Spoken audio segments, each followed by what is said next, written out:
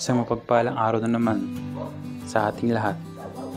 And for today's video, samahan niyo ulit ako mamingwit dito sa ating spot sa may Calamba Flyaway, kung saan nakaraang araw nakahuli tayo ng mga malalaking isda gamit ang BSF bait or black soldier fly. At sa pagkakataong ito, hindi tayo pinalad na makahuli muli ng mga good size na tilapia.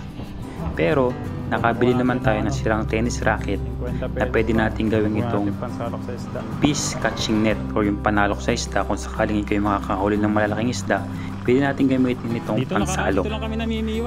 At ito, muli ang aking channel, Cyrus. Watch until the end. Thank you.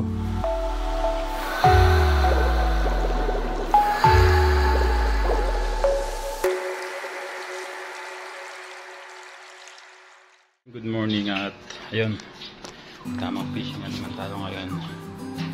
Medyo ang chance ngayon na umulan ay ayon sa Google Weather dito sa Calamba ay 80% ulan. So kahapon napakainit, ngayon ulan naman. Pero lagi tayong ready lagi. May dala tayong raincoat. At ayun nga, mas okay pag umulan kasi malamig at hindi kainitan. So yun, gamit ko ngayon na imidala akong dalawang pamingwit, isang taw-taw at isang mayril. Pahin ko ngayon ay bulate at uod, lagi kong dala yung pareho kasi marami pa naman akong stock ng mga black soldier fly uod. So ayun, tara na, let's go. Tayo ng ulan, ayan, na tayo umalis pero gogor na tayo later. Ulan na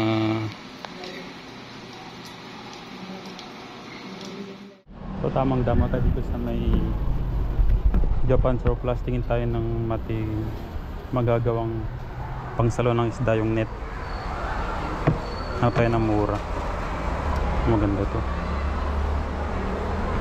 Kaya magkano sa ganito nyo? Magkano? 100?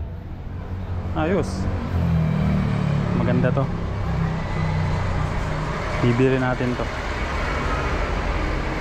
pang salo ng isda, di ba? Pang huli yan. Ganda, stainless na kasi. Panalo.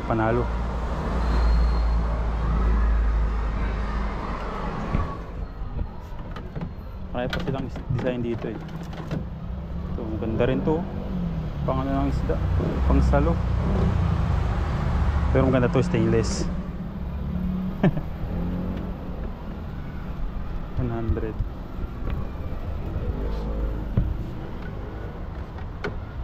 So ang ganda na to, matibay. So kung mga gusto nyo pang bumili, mayroon pang natitira dito. Ayan, solid.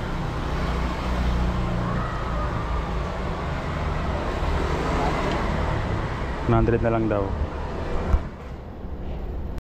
Naisipan ko muna umikot dito sa loob ng Japan Surplus at tumingin-tingin na kung ano-anong mga bagay-bagay. Kasi pag nandito ka talaga sa loob ng isang Japan Surplus, maraming mga interesanting bagay na pwede kang mabili in the future at mga mura pa talaga. Kaya ito, ikot-ikot lang, tingin-tingin. Mahilig kasi ako magtingin-tingin sa mga ganitong bagay. Para kasing nakaka-attract siya, lalo na at mura pa itong mga to. Bukod sa mura nga, maganda pati ang klase niya. Kaya ng mga manika at stop to yun, may mga tennis racket din kaya mabili kong murang-mura lang. May mga pang cover sa floor, pang baby, lahat nandito na. Pero syempre, minsan nakakatakot din bumili. Pero okay lang kasi talagang magaganda naman ang klase. At maraming mga interesanting bagay talaga dito sa mga Japan Surplusan.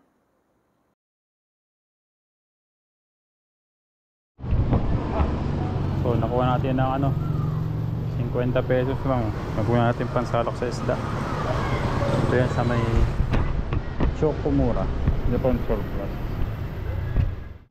Andito na tayo malapit sa may bayan. Ay, lampas na pala tayo sa may bayan ng Calamba, sa may simbahan. Dumala ako sa isang Japan Surplus. Tumingin ako ng tennis racket na sira. So ayun, swerte naman kasi nakakita tayo. natawaran natin 100, natawaran natin ng 50 pesos. Gagawin nating panalok ng isda. Yan. Catch net tawag. Catching net. Yan. Mamaya i-DIY natin yun. Siyempre, seaman tayo, marunong tayo magtali ng mga ganyan. Sisiyo lang sa atin.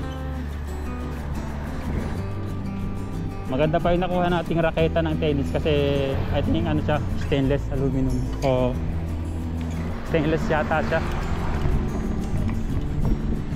Malapit na tayo sa spot natin. Doon lang ulit tayo sa ano, Calamba Playa. Siyempre kung saan kaming mga angler, kung saan yung mga dawian or makagat yung isda, babalik at babalikan lang namin yan. Kaya siyempre huwag kayong magsasawa kahit paulit-ulit yung ginagawa ko. Ganon talaga kaming mga angler or mamimiwas. Kung saan yung may spot or may dawi na isda, babalikan at babalikan namin yun. Dito tayo sa may Barangay Lingga entrance sa may Arco. So balik na lang tayo ulit mamaya pag malapit na tayo sa ano, bukana ng Baywalk. So dito na tayo sa may bukana ng Calamba Baywalk. Wala ng tubig. Yan, dati nakarang araw may tubig pa dito eh. Siguro bumaba na. Tingnan natin dito sa may entrance. May konti pa rin tubig. Pero di gaya dati na apaw. So dito marami ng mga nagtitinda na dito. Lalo na pag Saturday at Sunday. Magdagsa pa rin yung mga daming tilapia, daming isda. Pero baha pa rin. At least di na ganun kalayo ang pagkabaha niya. Ito lang sa gilid, malapit-lapit na lang. Dito nakaraan, dito lang kami namimiwas oh, sa gilid na to. Puro hito.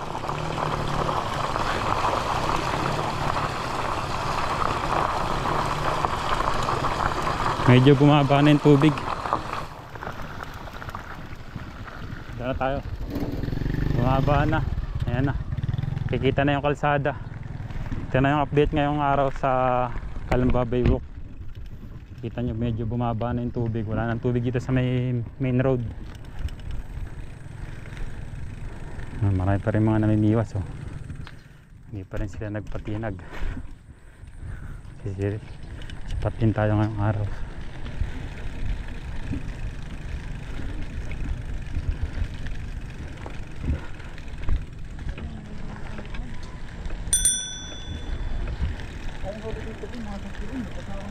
Tayo sa gilid. Spot natin nakaraan.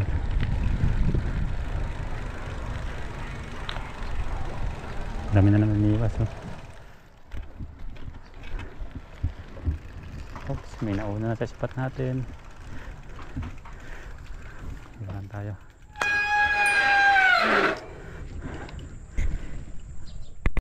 Sundan tayo sa spot natin. Bumaba na yung tubig. Tapos tayo.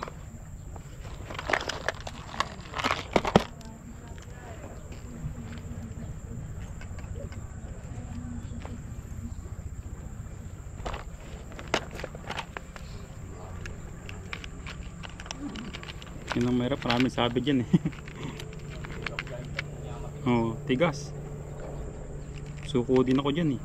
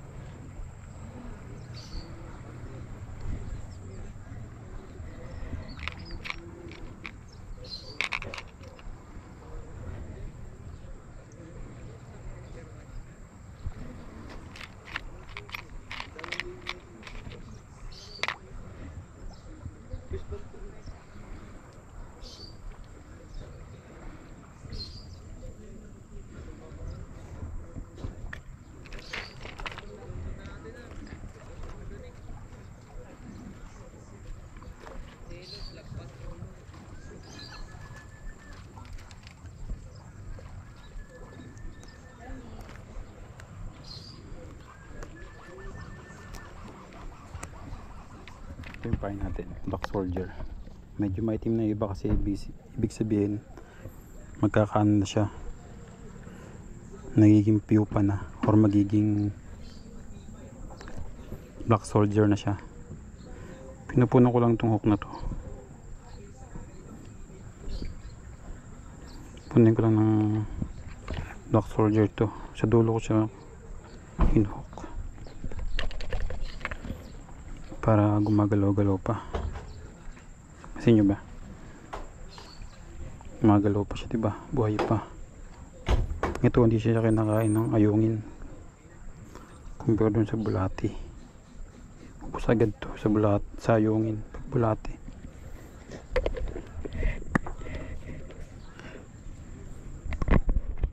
Yan, dito tayo spot natin ulit. Madulas lang, malumot.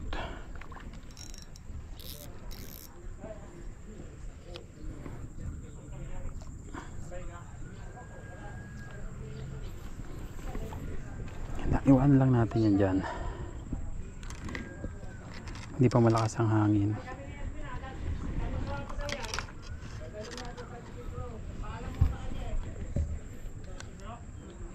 Set up na rin natin to, isang taw-taw.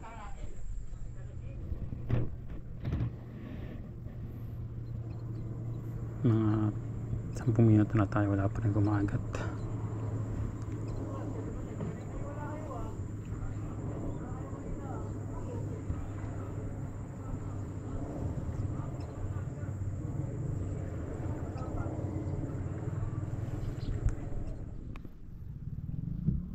$11 AM na ngayon, wala pa rin tayong huli ngayon. Matumal ngayon sa spot natin dito sa may Calamba Baywalk. Napakainit pa. Ewan ko kung bakit ganito ngayon, walang dawi. Pahin ko ay uod, pero maya maya palit tayo ng bulati. Sa di kalayuan sa aking spot, sa unahan ng mga water lily, merong mga grupo ng angler na umarkila ng bangka upang mamiwas doon sa may open lake, kung saan tingin ko nakakahuli sila. Hindi ko lang sigurado kung gaano karami nang nahuhuli nila. Sa aking palagay ay kanina pa silang mga umaga dyan, ngayon ay mga alas 9 na. Sa akin dito wala pa ring dawi.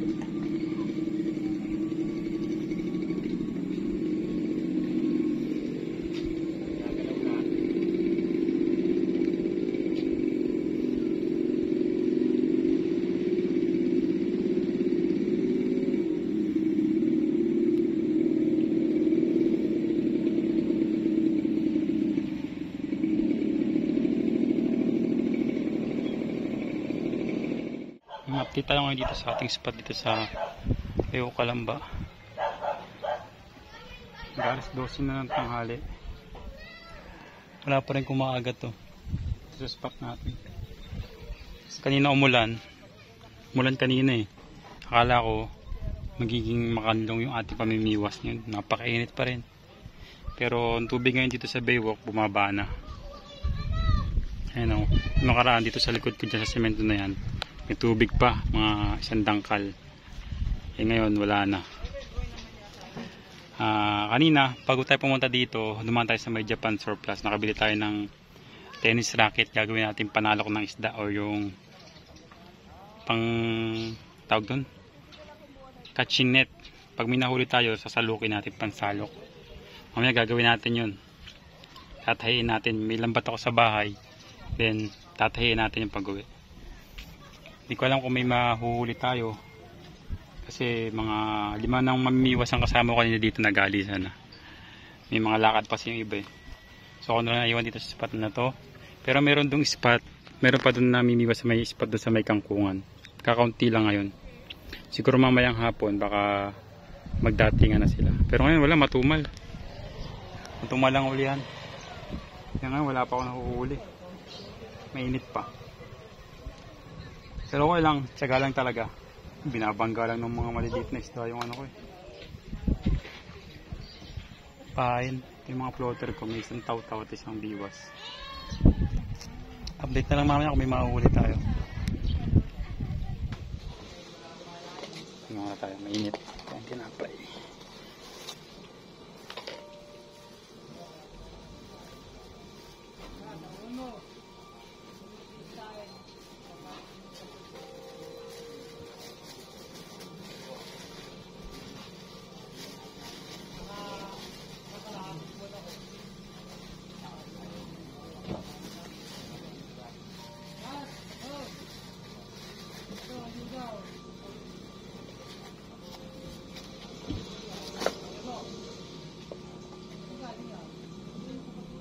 Grabe dito sa kubo.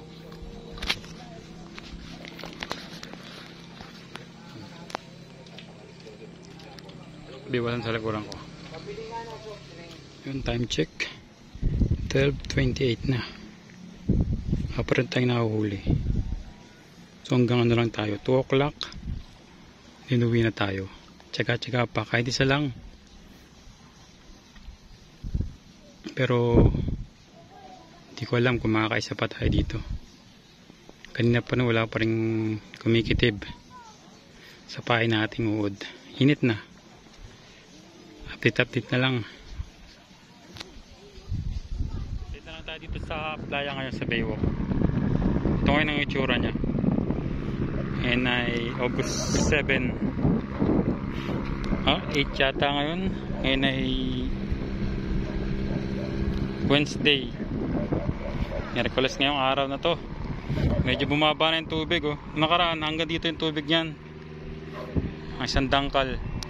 Ngayon medyo bumaba na, pero nasa ko pa rin ng tubig yung ano, yung buong Baywalk. Nakikita niyo mga upuan, medyo lubog pa yung kalahati nila. Kaya iba sinamantala maglinis ng sasakyan, oh. Ayan. Iba namiiwas na sa gilid. Ayan. Nakakahuli sila dun. Tsaga lang talaga. Hindi makiling.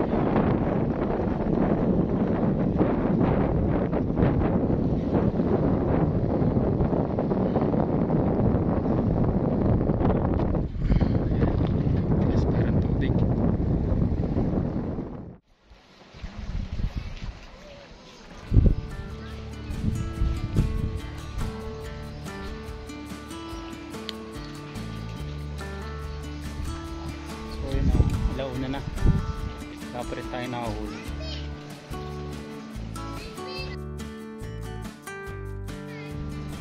Yung talaga minsan sagaanan talaga minsan. Swerte, minsan hindi. Minsan may huli, minsan wala. Minsan zero talaga. Kaya ganito ang part ng pagpapakuha ng pamimiwas o pagiging angler. Hindi laging swerte, hindi laging magandang spot.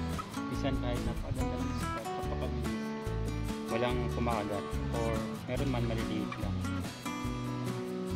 Kaya sa mga gustong pasuhin ng pamimiwas, dapat maging ano lang kayo, patient. Kaya hindi mainipin yan, pinaka key.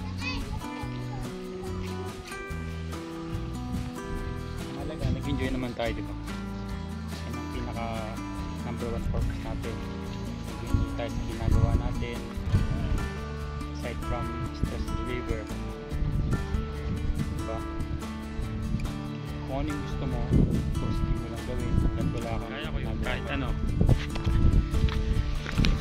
kahit na zero tayo ang araw na to, diba? Okay lang. Partida malayo pang inuwian ko. Ito sa taas ng bundok na yun, parting yun, Prinsa. Yung malayo pa. Pagpatuloy yung ginagawa nyo, basta mabuti ito at wala at katapakan tao. Continue lang. Advice ko sa inyo.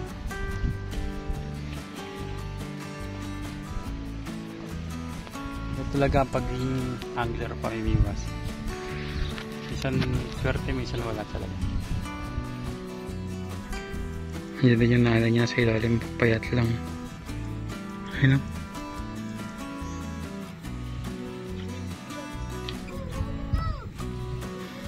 Siyempre na yung dalagyan. Yung nana niya nasa ilalim, nakaabang lang. Binabantayan nila. ngayon na ayun, alas 2 na. Uwi na tayo. Hindi pa masyadong naulan. Wala tayo nahuli. Okay lang. Nag-enjoy tayo, di ba? Sulit naman din kasi meron tayong mga magagawa ngayon, bukas. Ayun o. Yung tennis racket gagawin natin pang salok ng isda. Catching net. Init na. Kaya pa nababaikin natin. Pero okay lang. Sulit naman, nag-enjoy tayo kahit wala tayong nahuli. At yun, shoutout sa aking mga subscriber dyan at sa mga anglers natin, BSF anglers, sa Kalamba anglers. Shoutout sa inyo lahat. See you sa susunod natin ulit adventure.